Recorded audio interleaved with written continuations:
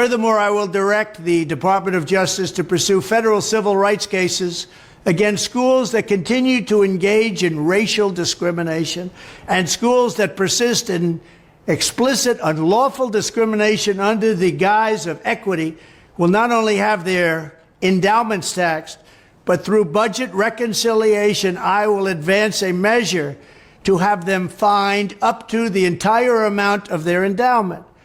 A portion of the seized funds will then be used as restitution for victims of these illegal and unjust policies that hurt our country so badly.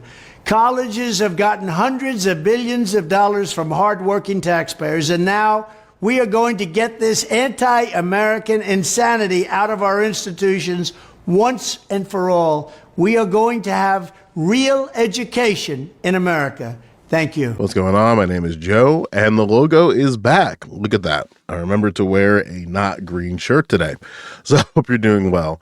Donald Trump, as you saw, announced a proposal, I guess you would say, in terms of going after the pesky DEI and public education.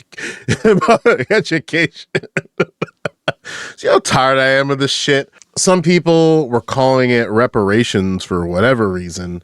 I guess because they don't know how to listen to people or read.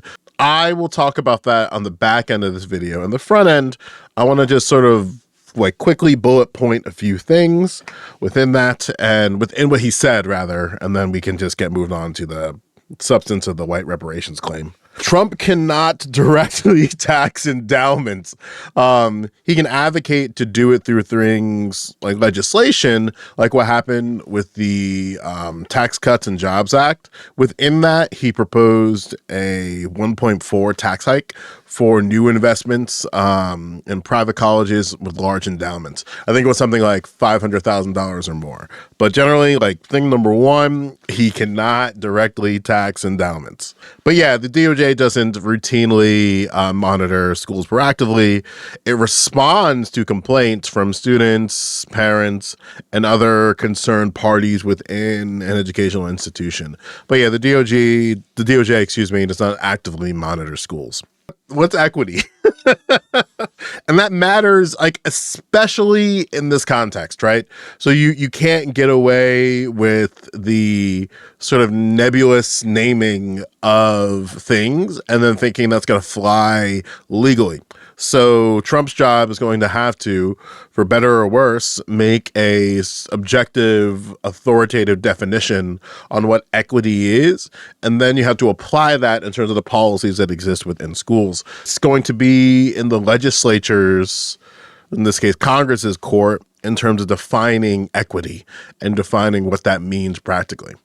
Like I mentioned before, and maybe I didn't record this or put it on the main channel, but essentially Donald Trump is going to be at the whim of the frameworks that already exist within these departments. He has no desire of creating new frameworks that these institutions are going to do.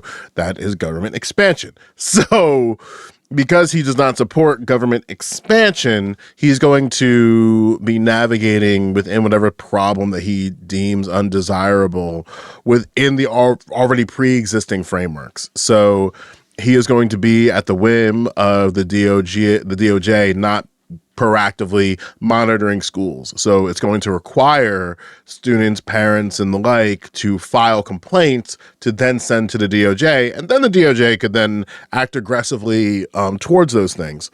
When it comes to all of that stuff in terms of endowments and taxes and restitution, etc., that's all things that have to be carved out through legislation. He can't do that unilaterally, or rather without the power of just the power of the pen, as some people may describe it. And then finally, there has to be some type of authoritative interpretation of the word equity. Equity as a concept is subjective, and there's no doubt about that. So you're going to have to be able to clearly define it and clearly define what you mean by that, so that then you can present the evidence towards what you believe equity to be. If you just base equity on, see, there's the word in the policy, that's not going to be, probably not going to be good enough in terms of evidence brought forth for a case. about restitution and reparations. If anybody tries to make the argument that this is reparations for white Americans, just click off their video and just ignore them. That's just a very foolish perspective. Reparations is a policy measure within political agendas. So you can't just divorce the measure from the agenda. So what people believe reparations to be, to make this a bit more clear, is going to be based upon the agenda that they present towards whatever the thing is. So reparations as this sort of isolated concept tends to be very hard to discuss because of the fact that it's usually an agenda item for people like American descendants of slaves, foundational Black Americans, if you believe that to be some type of political movement, or Black people generally. So whoever is setting their own political agenda is going to set what reparations is. And that makes the conversation a little bit nebulous in terms of discussion. But practically speaking, when you see Donald Trump in this case talk about a thing, and then you see people, oh, well, that's just reparations for white people, it's injecting a lot of like weird, I don't even know what the word you want to use for it, but it's just strange. So generally speaking, just ignore those folks. It's not reparations.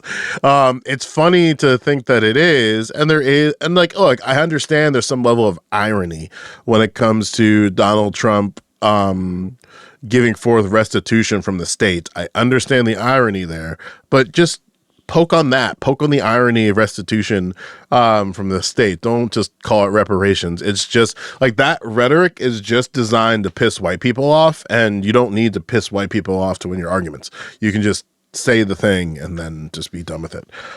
That's all I got. Thanks for coming through. I'll see y'all